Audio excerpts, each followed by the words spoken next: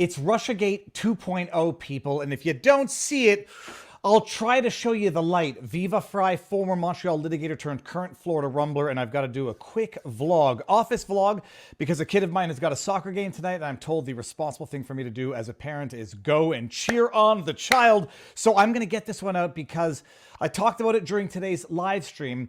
This is going to be the condensed summary version of what's going on in the news. RussiaGate 2.0. For those of you who have not heard the news, where are you? I'd like to find a place with you in that cave. I'm going to read from PBS NewsHour in particular, not picking on them in particular, but I'm picking on them in particular. The headline of the day is ex-FBI informant charged with lying about Biden's had Russian intelligence contacts, prosecutors say. You got to flesh out that headline because it contains so many presuppositions of conclusions. It blows them. It's actually a work of art that one headline can have so many presuppositions of conclusions. Ex-FBI informant charged with lying about Biden's had Russian intelligence contacts, prosecutors say. All right, the wild news of the day, as if this story couldn't use any more humor in it, the individual in question, who PBS is nice to identify as an ex-FBI informant, he was a confidential human source, a CHS, for the FBI since 2010, according to the court documents. If you haven't heard this, his name is Alexander Smirnov, with a V, not two Fs. So not named after the vodka, but close enough to make jokes. Alleged to have met with Russians before having gone back and lied to the FBI about Joe Biden and Hunter Biden's business dealings with Ukraine, Burisma, all that other jazz.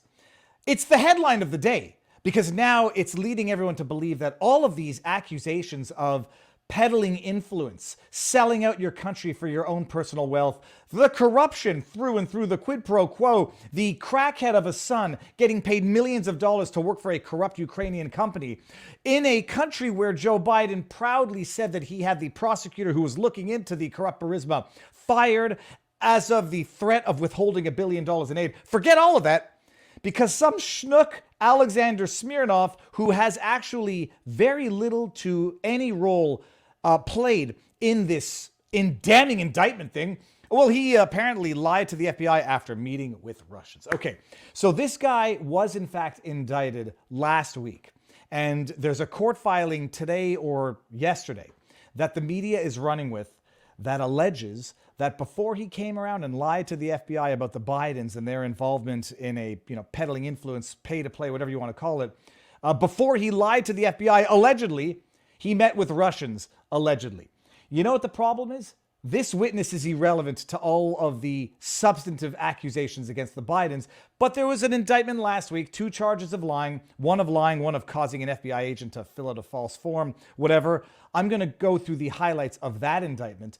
The court filing yesterday or today is asking that he remain in pretrial detention pending trial because he's a flight risk, cannot be trusted with his own freedom, has the ability, the means to leave. The documents arguing that he should remain detained until trial say that he lied about his assets, that he actually is worth more than $5,000 in a bank account, that he's got access to $6 million via his girlfriend or spouse, whatever she is, that he lied about it, that he's meeting with foreign assets, foreign intelligence, foreign agents, and that he has the means to leave and never come back for his trial on 2 counts of lying that were levied against him last week.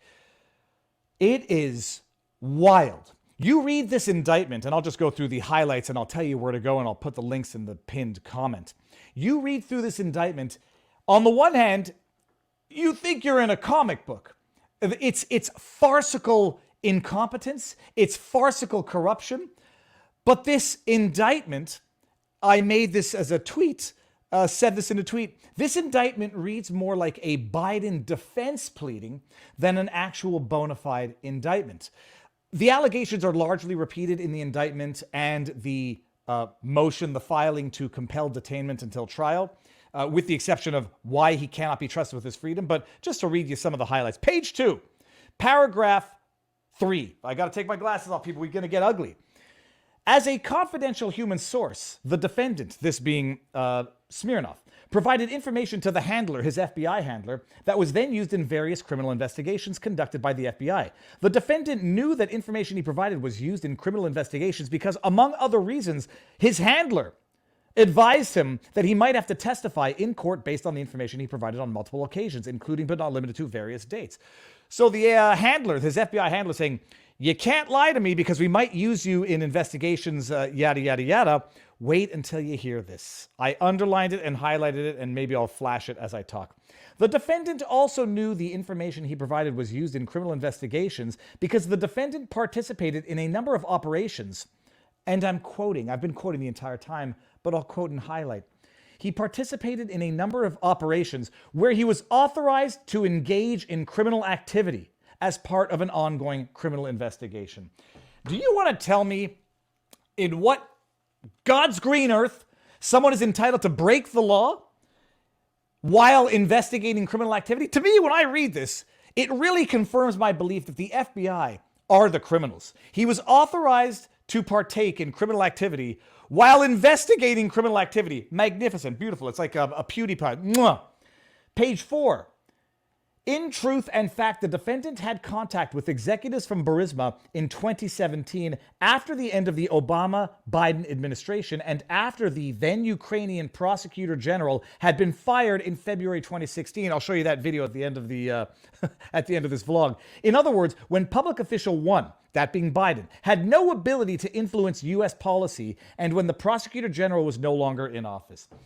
Need to highlight the bulk of this indictment against Smirnov.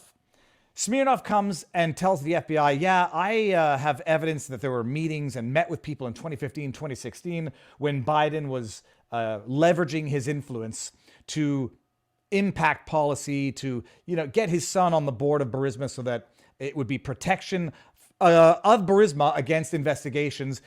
And this indictment is actually saying, this didn't happen in 2015, 2016. We're going to get there. It happened in 2017 when, and you got to say the line, Bart, when Biden was a private citizen and no longer had political influence. And they expect people to be so stupid, naive, gullible, willfully blind to ever believe that a former vice president, and by all accounts, a potential future vice president, lacked political influence. But bottom line, I just spat there a little bit, Miss Scusi. The bottom line, they're saying, no, this didn't happen in 2015, 2016. It happened in 2017 when Biden was no longer VP and had already done what was needed to be done to protect Burisma and his son, who was being paid handsomely to be on a board of directors of a Ukrainian energy company, despite never going to Ukraine.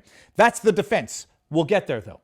So the accusation is that this guy lied about meetings in 2015 and 2016 that showed the peddling influence, pay-to-play type thing, because it happened in 2017 when VP Biden was a private citizen, say the line, Bart, and could not have the influence so required to do this horse crap. All right, skipping to page 18, I love this. Paragraph 29.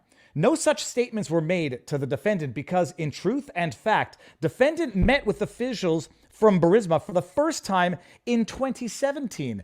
After, highlight is in the indictment, after public official 1, Biden, left office in January 2017, and after, highlighted as well, the then Ukrainian prosecutor general, I think it's Shokin, had been fired in February 2016. Fired as he was investigating Burisma and fired after Joe Biden said, we're withholding $1 billion in aid unless you fire him. So the defense, even in the indictment, is it didn't happen in 2015, 2016. It happened in 2017 when Biden was out of office. You couldn't script something so stupid if you tried and expected people to believe it. Paragraph 24, got to take my glasses off again. Well, it starts on paragraph 23. During the 5-day time period, the defendant and associate 2 traveled to Burisma's headquarters. Once there, they had a brief meeting with Burisma official 2, who told them that Burisma was not interested in their cryptocurrency project. That is what Smirnov was working on. Burisma official 2 spoke English during the meeting, and associate 2 was able to participate. And I circled this. At no point during this meeting between the defendant, associate 2, and Burisma official 2 did Burisma official 2 tell the defendant that Burisma had hired business person 1, Biden's son, Hunter, to, quote, protect us through his dad from all kinds of problems, end quote. Never happened then. When did it happen? Well, maybe later. One thing that we do know, It probably happened, and it wasn't this guy that was the requisite witness to make that evidence. Skipping to page 29, paragraph 40. By August 2020, FBI Pittsburgh concluded that all reasonable steps had been completed regarding the defendant's allegations that their assessment should be closed. On August 12, 2020, FBI Pittsburgh was informed that the then FBI Deputy Director and then Principal Associate Deputy Attorney General of the United States concurred that it should be closed. The defendant was interviewed by the FBI investigators in September 23 and repeated some of his false claims, changed his story as to other of his claims, and promoted a new false narrative after meeting with Russian officials. There's nothing false about this narrative. What they are trying to do is abuse of this guy who might very well be a liar, a crook, a scoundrel. I mean, he's working as a CHS informant for the FBI for over a decade. 14 years if he was hired in 2010. He might be a scoundrel by all accounts. He was never the witness that made evidence of all of this. It was Devin Archer. It was Bob Alinsky. It's the evidence that we have. Emails from 2015 in which Burisma executives, let me make sure I'm not making a mistake on this, in which Burisma executives, and this is from the BBC, the New York Post reported an email from April 2015 in which an advisor to Burisma, Vadim Pozaharsky, apparently thanked Hunter Biden for inviting him to meet with his father in Washington. We knew all of this was happening. There's evidence of it happening. There's literal video evidence of it happening, but they're using this guy as a pretext to now undermine and allow people to run with the talking points that the entire story was bogus. Unfreaking believable. Oh, did I do this one? Page 35, paragraph 58. Listen to this. This is actually from the indictment. I'm not making this up. This is from the indictment where they are basically confirming the truth, but the falseness of the statements were the dates that Smirnov said. Maybe he had a little too much Smirnov and forgot the dates. Listen to this. Paragraph 58. The statements and representations were false because, as Alexander Smirnov then and there knew, A, the defendant met with officials from Burisma for the first time in 2017 after the end of the Obama administration. Thus, public official one, Biden, then a, say the line, Bart, private citizen, had no ability to, quote, protect, end quote, Burisma from, quote, all kinds of problems, end quote. And there was no discussion of public official one or business person one at this meeting with Burisma. He's out of office then. He had no ability to influence anything because he had already done it. He got rid of the prosecutor, and I'll show you the video in case you forgot about it. He had already done it. So by 2017, he's a private citizen. He has no influence. He's just a lowly former vice president for the rest of his life, soon to be president, or at least presidential candidate. Oh yeah, no. He had no influence over anything to protect anybody. Stick his son on the board of Burisma for 50 grand a month and see the protection it gets you. You know what kind of protection it gets you? It gets you firing the prosecutor general who was investigating Burisma. Oh my goodness. And then you go back to this article in pbs.org. They actually wrote this, and it's glorious because I'm memorializing it in real time on the interwebs. Prosecutors say that though Smirnov claimed to have had contact with Burisma executives near the end of the Obama administration, it actually took place after Obama and Biden have left office, when Biden would have had no ability to influence U.S. policy. The biggest pile of horse crap you can possibly imagine. A vice president will always have influence over some policy to some extent or another. That in conjunction with the fact that we know that Obama was basically pulling the strings of Biden's presidency, if not all the time, because we now know basically that Biden is just an elderly old man, a good-meaning elderly old man with a bad memory, and has been since 2017. So Obama or the deep state military-industrial complex have been pulling the strings for years. So Biden, in office or not, as VP, former VP, and soon-to-be presidential candidate, has the influence to do a great many things, especially when the deep state apparatus that is currently, at that time, by the way, 2017, spying on Donald Trump, promoting the RussiaGate hoax, trying to undermine the duly elected president of these United States of America, calling him a Russian asset. While they're doing all of that, they're trying to tell us that VP had no influence whatsoever, that there was no deep state apparatus that was undermining President Trump from day one, that lied to him about everything, including how many soldiers were left in Syria. Oh, no, he's just a well-meaning old man with a poor memory, and now they're going to try to write off all of it because of some schnook who, as far as I'm concerned, is just a victim of the FBI taking this guy and say, thank you for your years of service as a confidential human source. We're now throwing you under the bus, and we're going to put you in jail for up to 25 years, from what I understand, because you are more useful to us in jail than you are as a confidential human source, and we need a distraction from the reality. That's what's going to happen. And by the way, they're arguing that he should be detained until trial. Bad things have been known to happen to people when they're detained leading up to trial, especially when they are probably more useful as non-speaking former living entities than the ones that can blow the lid off the corruption, because I don't actually believe that what Smirnov said was false. In fact, I believe it's corroborated by other evidence. Whether or not this guy had reason to believe what he knew, whether or not this guy even has evidence to substantiate what he said, to be determined. But one thing is clear, he's better off quiet one way or the other, according to the FBI and according to all of the media that now wants to use this as an excuse to write off Biden's rampant corruption, rampant quid pro quo, rampant peddling influence and selling out the country. Just remember, whatever they accuse Trump of having done is what they are doing themselves. Period. Full stop. That's the analysis. That's the breakdown. If you like what I do, you know what to do. Like, share, subscribe, snip, clip, Viva Frei on Twitter, Viva Frei on Rumble, vivabarneslaw.locals.com. With my partner in law, Robert Barnes. We will be talking about this Sunday night during our Sunday night law extravaganza show, 6 o'clock, typically Eastern. Tune in there. More important than anything, now you know your vlog, peeps. Peace out. How do I end the recording on this thing? I remember going over convincing our team, or others too, convincing us that we should be providing for loan guarantees. And I went over for, I guess, the 12th, 13th time to Kyiv, and I was supposed to announce that there was another $1 billion loan guarantee.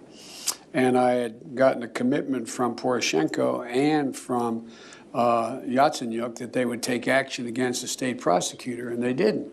So they said they were walking out to press conference. I said, no, I said, I'm not going to, or we're not going to give you the $1 billion.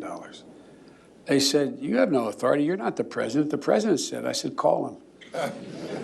I said, I'm telling you, you're not getting the $1 billion. I said, you're not getting the $1 billion. I'm going to be leaving here. And I think it was, what, 6 hours? I said, I'm leaving in 6 hours. If the prosecutor's not fired, you're not getting the money. Well, son of a bitch. Got fired. And they put in place someone who was solid.